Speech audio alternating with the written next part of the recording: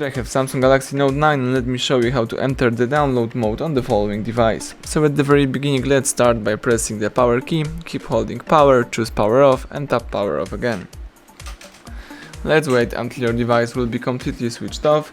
Afterwards you need to prepare the USB-C cable. Here I have such a cable connected to your computer, and then you have to start holding the following combination of keys: Bixby key and volume down. So let's hold down together those two keys, Bixby and volume down, and while holding those keys, connect your device by using the USB-C cable.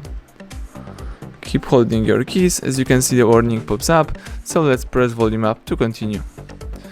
You can press volume up one more time to see the download mode, and as you can see here, you've got the download mode. You can read a couple of useful information about your device, for example the FRP lock status, OEM lock status, product name, current binary, system status and other stuff. If you would like to quit this mode, let's use together power key and volume down. So let's hold down together those keys for more than 7 seconds. Release both keys as soon as phone goes black. You may also disconnect your device, and now simply press power key to switch on the Samsung Galaxy Note 9, and the device is switching on. So let's wait a few seconds,